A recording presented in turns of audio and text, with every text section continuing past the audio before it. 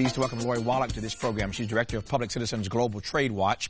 Her division has been tracking globalization and controversial trade negotiations since 1995, and she's now trying to figure out, like all the rest of us, whether Donald Trump will keep his promises to radically overhaul America's trade deals in the name of creating more manufacturing jobs in this country. Lori, it's always good to have you on any program that I'm a part of. Thank you very much. Before we came on the air, you and I were just talking to each other here off camera about the fact that when you look back on the campaign, both Trump and Bernie Sanders tapped into the ire that so many fellow citizens have about these trade deals.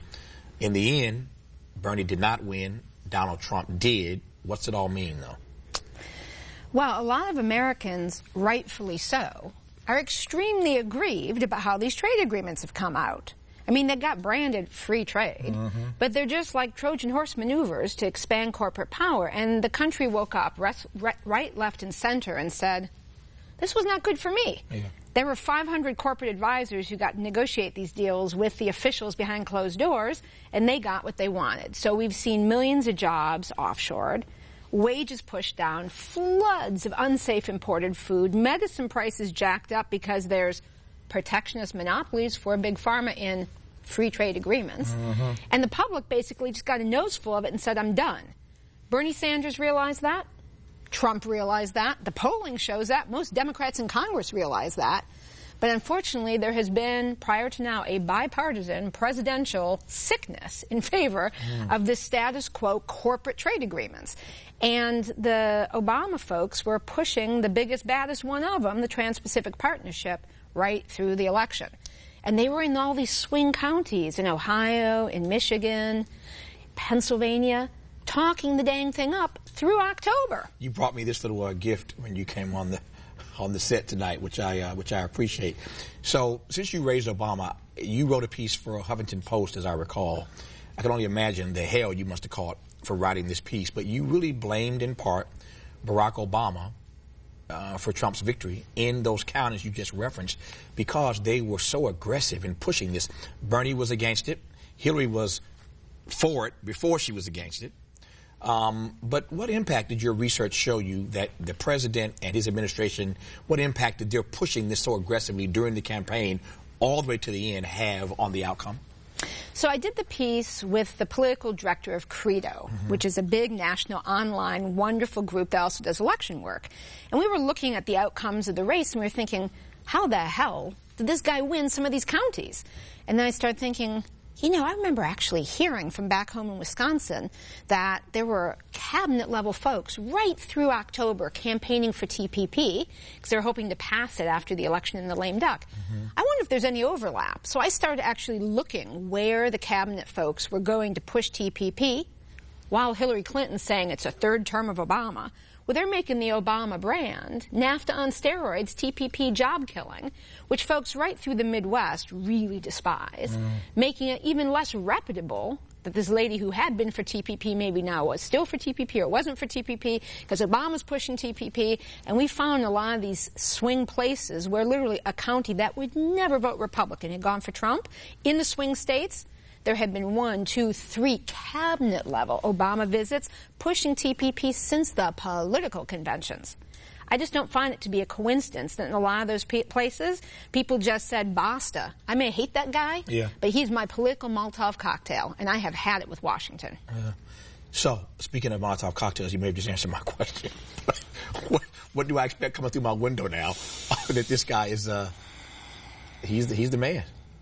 So it is right that our current trade agreements have been really bad for a lot of people.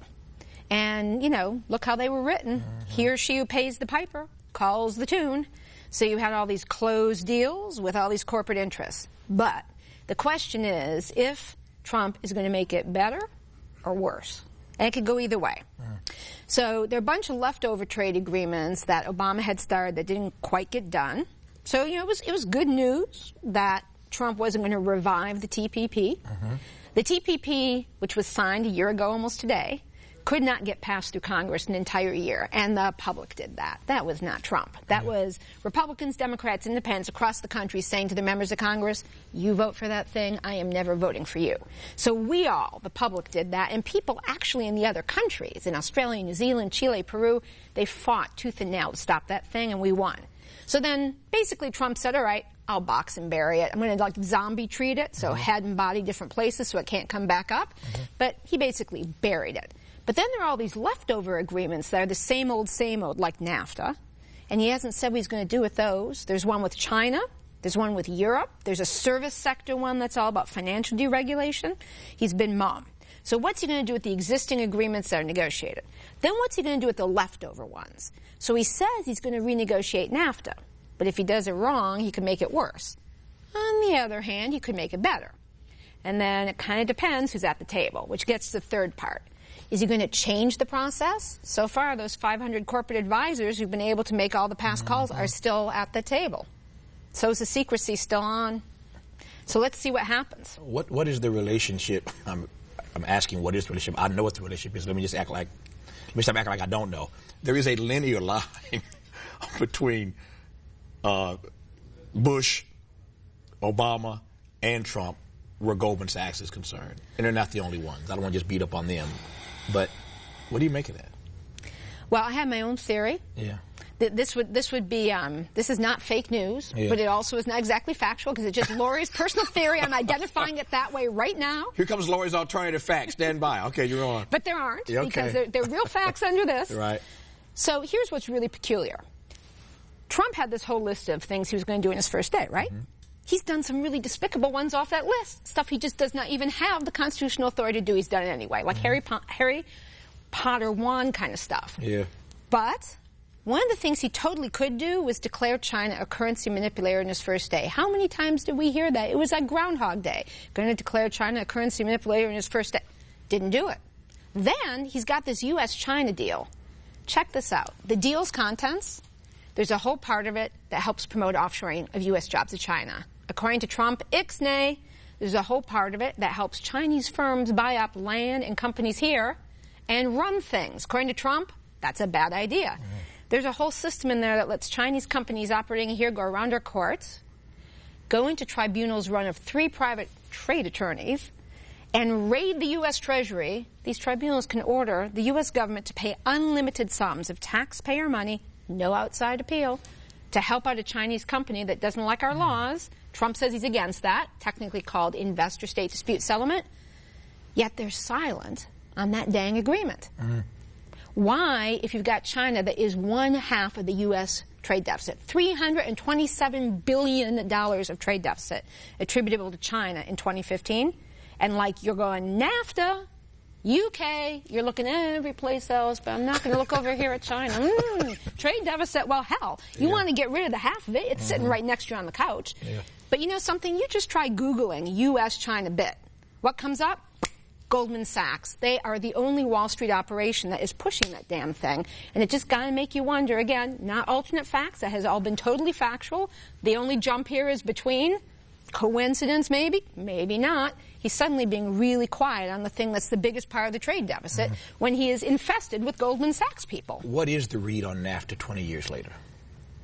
Well, I mean, I hate to have to admit this, but Trump's right. It's been pretty catastrophic.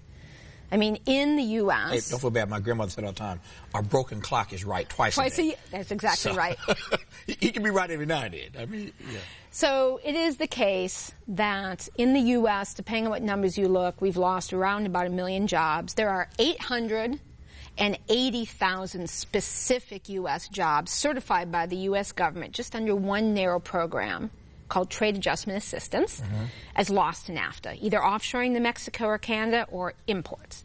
We even have a trade deficit in agriculture with the NAFTA countries now.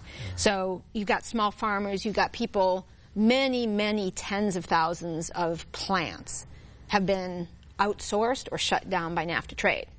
But the thing is, what happened to the other countries? And in Mexico, you saw about 2.5 million family farm operations displaced by the dumping of corn that was subsidized from the U.S. Now, here's the irony. We got a lot more corn going there, and it's wiped out all these folks' livelihoods in Mexico. At the same time, there's so much beef and vegetables coming here, we still have a trade deficit.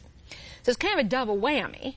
And then, of course, all those folks who were displaced came to the border to try and get the new manufacturing jobs that came from the U.S. to Mexico. Except there are a lot more folks than there were jobs. So the industrial wages in Mexico are now lower than they were before NAFTA, which really is a miserable fact. So, and then in Canada, they've paid about $350 million to corporations in those sneaky tribunals attacking their environmental laws. So the thing needs to be replaced, not tweaked. Tabula rasa, new rules. So it's one thing to talk about, as we have now, Lori, what President Trump will or will not do on these trade deals. What do Republicans in Congress want him to do? Because clearly they have their own agenda as well on trade. So what do they want him to do? I hope you don't think I was talking about what he will or won't do, because I don't think anyone knows, including him. Yeah.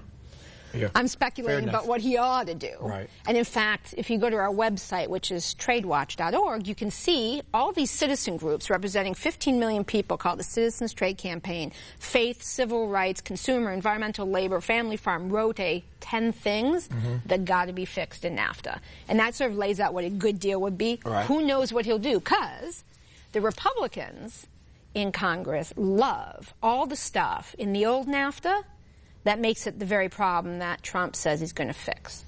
So if you're going to fix the trade deficit with Mexico, which is $180 billion in 2015, and if you're going to fix the job offshoring in manufacturing, there are certain sections in NAFTA you just got to take out. Yeah. There are rules that actually incentivize offshoring. There's a chapter 11 of NAFTA, A, has rules that substantially give subsidies if you leave. Or there's a whole chapter on procurement that basically bans Buy American. So under those rules, FDR's Buy America, so when our tax dollars get spent buying cars and stuff, you're supposed to buy American, reinvest it in the U.S., you create jobs here.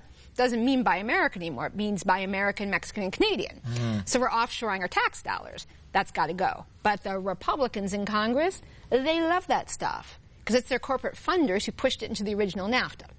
So if Trump is thinking chess, and he's got to think a couple steps forward, and he's thinking, I have to pass this damn thing to deliver on my promise, then he ought to be getting with the Democrats. Because the Democrats have also criticized the status quo, and they've got a whole vision that includes getting rid of the incentives for offshoring, getting rid of the ban on Buy America. He's got to make sure he doesn't put stuff into his redone NAFTA that pisses them off so they don't vote for it. Because he can get a majority and pass a redone NAFTA with a majority of Democrats and a handful of Republicans. What are the chances, though, that Democrats, for a lot of reasons, would want to work with him on this or any other issue, number one? And number two, what blowback does he get from Republicans if he does, in fact, side with Democrats? The thing is, he's put himself in an interesting position on the trade agreements because he's set forth as his own agenda, bringing down the trade deficit and bringing up manufacturing jobs. You want to deliver on that, there are only certain things you can do. As a recovering trade attorney, I got to tell you, there are certain things you will have to do, whether you are Democratic, Republican, Independent, or Martian. There are only certain things you can do. So for him to actually deliver on the promises that he's made to the American people that would keep him any kind of credibility in those swing states that brought him to the White House, he's going to have to do things that are going to really aggravate the Republicans. So he's already going to aggravate them. By fact and matter of just saying he was done with TPP, he was cutting it in pieces and bearing it, that's already made him mad. By saying he's renegotiating NAFTA, it's already made him mad. The only place where he has the possibility of building a majority is with the Democrats. Now, will they play ball with him? Yeah.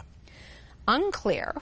It's his only chance, and I suspect if he really did a NAFTA replacement, not a tweak, but a replacement, that actually got rid of the incentives to offshore and that created a new model of how to do trade agreements that had sort of a floor of standards, brought up wages in Mexico, for instance, they might just do it because it would be such a benefit to working people. This is a big question, and it may even be an unfair question, but I'm going to ask it anyway. I can't imagine that Donald Trump would do anything as president that would negatively impact the Trump organization.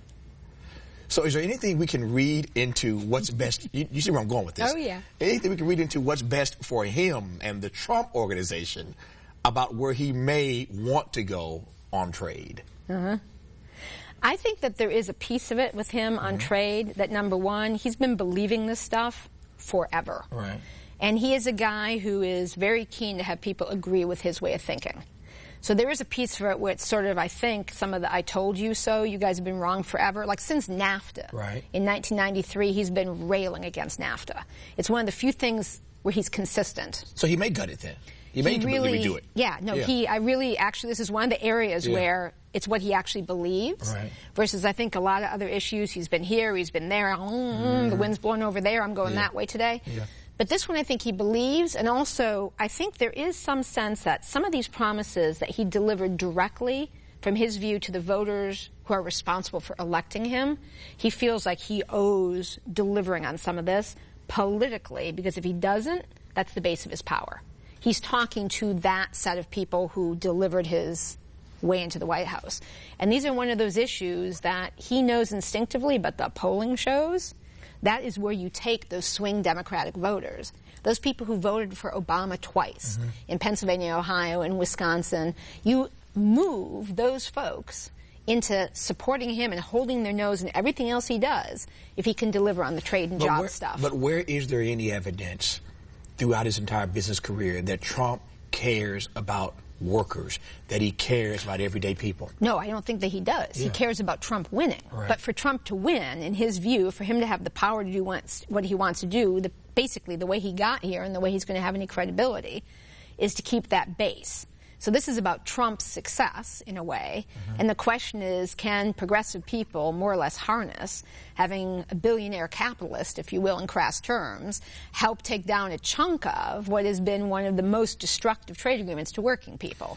So, speaking of working people, Lori, what agency does the union movement have? And I ask that because we could have a whole conversation about this, and maybe we will. I was disappointed in labor writ large during the Obama era because I thought that the White House played them repeatedly. I thought, frankly, they didn't have the kind of spine they should have had during those 8 years. I thought that they took the best they could get because they thought they couldn't do any better. We could do this all night long. So I was just disappointed in my friends at labor over the last 8 years, and they've heard me say this more than once. But I don't know what agency they have at this point if they wouldn't stand up to Obama to stand up to Trump. Am I misreading this? Am I being too hard on labor? I don't think it's so much stand up, because I think a lot of their members are pretty irate about the outcome of the election, but there's a split for sure. So there are people who are in the public sector and government unions and the teachers and people in the service sector unions who see nothing but bad for their future under Trump. There are some folks in the manufacturing unions who wonder, if he follows through on some of this trade stuff for real, that could actually help with manufacturing jobs. And there are definitely people in the building trades who are wondering what's going to happen with that big infrastructure project. And so far, nothing has happened that leads them to realize they're going to get rolled. So that would say they are open-minded. Well, the building trades have already met with him and said they had a constructive meeting already. Well, what's interesting about that, having heard a little bit more about it, is he basically didn't make any promises about, for instance, using what's called the Davis-Bacon law, where it's guarantees of certain kind of labor rights in construction projects. He did say he would promote prevailing wage laws, that's a step in the right direction. It's a start, yeah. But, people aren't reading up closely enough necessarily. Here's an example. He put out that pipeline set of rules to start all those pipelines again, and then he put out another rule, a presidential order, and it said, we're going to only use U.S.-made pipe in these pipelines. And a lot of folks said, oh, well, that would be something. Except if you read that carefully, there's code language in there that basically makes clear that he's going to have that waiver of Buy America that I mentioned was in the trade agreements. Well, it covers a whole 71 countries. So it's basically, that thing says in reality, we're going to buy pipe from America and 71 other countries. And no one yet's called him on that, but as the unions have started to focus on that, I think they're thinking, how are we going to make sure that actually this guy who wants to appeal to working class people gets held accountable? I'm asking this question now because we'll have you back on again, of course, over the course of this first term, to grade him on how he's done. So I'm not asking for a grade now. I'm asking for how we grade him. What's the framework for judging him, for assessing him, for holding him accountable to those things that are in the best interest of the American people. So give me the framework for that. So on trade, I think it's pretty clear. So there are the things he said he was going to do that helped get him elected.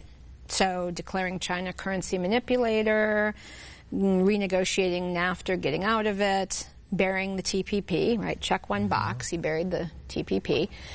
The other stuff, let's see what he does. But then more directly, he said he was doing all of that stuff to bring down the trade deficit and create more American manufacturing jobs. So the real test is, did he do that? So in a year from now, when he owns that trade deficit and the data comes out of the government every single month, the question is, deficit bigger, deficit smaller? When the Bureau of Labor Statistics publishes its monthly manufacturing numbers in 6 months, and he owns those, the June numbers, better, worse, more manufacturing jobs, fewer. That is where the rubber hits the road. What is the outcome? And then, of course, along the way, all of that gets discounted by all the things he does to make things worse. So, for instance, depending on how he handles some of our trade partners, we could end up in sort of, damaging trade wars, and that's a sort of silly term. I'm using the other side's language. But we could end up in a situation where, depending on how he negotiates or deals with other countries, we could actually have more job loss. Like, here's an example. Sure.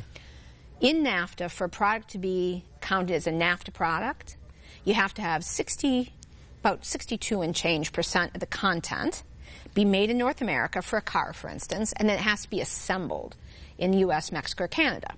So one of the things they say they're going to do is bring up that number, like say 90%. Okay, that's cool in the sense that you may have more parts coming in from U.S., Canada. But if you don't raise up labor standards and wages in Mexico, you know where those jobs are going. It'll all be in Mexico, where the manufacturing wage per day is more or less what a lot of guys in Detroit get paid an hour. And so we're going to see more offshoring if you don't do it right. And those are the things that we'll actually be able to see in the end. I believe it was Calvin Coolidge who wasn't the best president. Coolidge once said that the business of America is business. Is there anything about Donald Trump's background as a businessman that you trust to get some of this right? Just one of his background, because as you know, a lot of folks that you referenced earlier who did vote for him in those counties held their nose but said, the guy's a businessman. He's a billionaire. He's done this. So maybe we should give a chance, give a try to a businessman. So is there anything about his business background, for all that we've heard about him, for all the politics of the left, and for all the stuff that he didn't do right, and for all the students that he ripped off, and for all the taxes he didn't pay, and for all the is there anything about his business background that you trust? The only thing I think is probably true is he has more of a sense of the leverage of negotiating. Okay. So when we have almost $1 trillion trade deficit, that's a lot of leverage. Everyone needs us more than we need them. However, in my view, that does not outweigh the crazy, the racist, the nationalistic, the xenophobic, the isolationist. Yeah. Like, I think the probability he gets it right is not super high. I mean, you asked me what the measures would be, and I gave you empirical measures of what for trade would mean things were better for working people. I think given who he is, the chances that that happens will be because some of the people around him know what they're doing and actually maybe care more about working people, because in the trade area there are some good folks. He's actually appointed some good folks. And his instincts certainly aren't to be for the old-fashioned NAFTA-style agreement. And that's not a whole lot to hang on to, but we'll know better after a year or so. Don't you love having somebody on the program, I certainly do, who takes difficult things and makes it simple? I didn't get lost one time in this conversation, and I didn't expect that. But Laura, actually, I know Laura. I'm just teasing. There's nobody better than she is at breaking down these very difficult trade agreements and getting you to understand what's at stake. So, Laura, I thank you as always. Thank you so much. That is our show tonight from L.A. Thanks for watching, and as always, keep the faith.